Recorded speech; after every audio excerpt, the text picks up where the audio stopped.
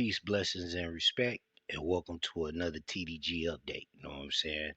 True Dinero Group is brought to you by Illuminati LLC, and we'd like to give a shout out to FHO, that's Fast Harleys Only, and we'd also like to give a shout out to PD&J. You know what I'm saying? So we got some good clips for you today. That's gonna be very beneficial. So let's get right into it. Let's go.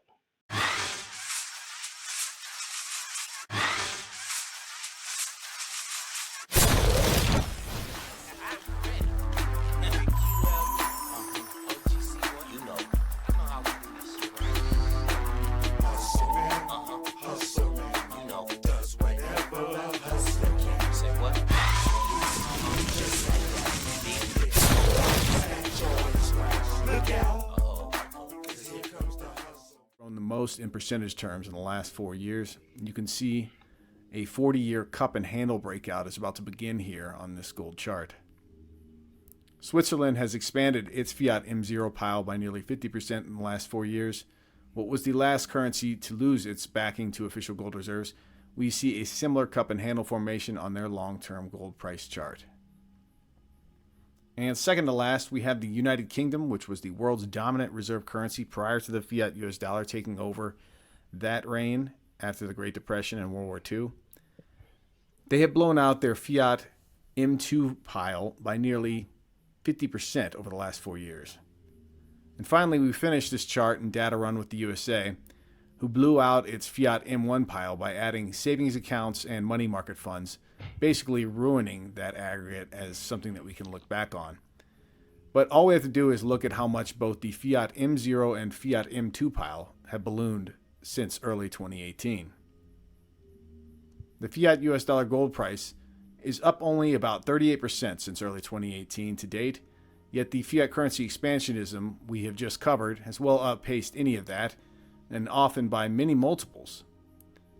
Here is the full data set that we used here. You can press pause if you want to study it, or we'll also leave a link in the show notes and comments below so you can find a clearer version to blow up on your screens. Now, Brent has often used the data set. He often finishes the data set by showing how high a fiat US dollar gold price would be required by each nation to officially back their respective M0, M1, and M2 fiat currency issuances outstanding. Of course, it's very highly unlikely that we're going to go from a full fiat currency regime to a fully gold-backed version in the future, or at least in the near future. I took the data set and made a more conservative estimate for 40% coverages of outstanding Fiat M0 supplies, leaving outlier Canada out of the calculation. And the calculations came to an average of nearly $8,500 an ounce gold price today required to restore some credibility back to the fiat currency supplies currently outstanding. And that 40% coverage ratio is a historic precedent that we saw in the 1930s hit when gold went from 20 to 35, as well in 1980 in the 70s. In the mid-70s, we had blown beyond the 40% coverage and even were able to go back on a full gold standard in the early 1980s. So this has happened multiple times in financial history, so it's not a stretch to say that this could happen again. The bottom line is this: the major central banks of the world have been rapidly expanding their fiat currency bases at rates never before seen. And it's fiat currency supply expansion that over the long term drives gold values higher. Get yourselves positioned now, not later, to be on the correct side. Man, talking about rough, you know what I'm saying? So, what the word is they're saying that if you take all the fiat currencies of the world and you peg them back to gold, that basically you'd have to raise the gold to about almost $9,000 an ounce to be able to cover all the fiat currency that's out there. Now, we have another clip that we're going to check out, and it is Jeffrey Christian, the cat who talked B of A into taking out that 800 million ounce short position. Well, let's go back in time and check out something that he said about the precious metals.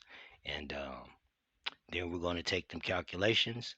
We're going to do our own calculations, and we're going to see what it is when it comes to silver. Extensive research into the paper manipulation of gold and silver. But the precious metals world changed overnight when Jeffrey Christian from CPM Group made this startling admission at the CFTC hearing in March.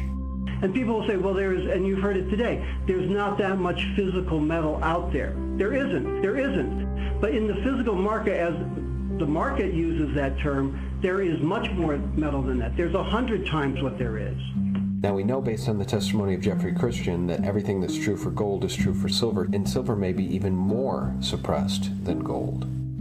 Precious metals are financial assets, and like currencies and T-bills and T-bonds, they trade in the multiples of 100 times the underlying physical. They trade in the multiples of 100 times the underlying. According to Jeffrey Christian, he said that silver is 100 times more on paper than what it is in the physical. So when we look at the debt clock, it says that the paper to silver ratio right now is 313.23. So if we take the paper to silver ratio 313.23 and multiply that times the current cost of silver, which, let's see, what is the current cost?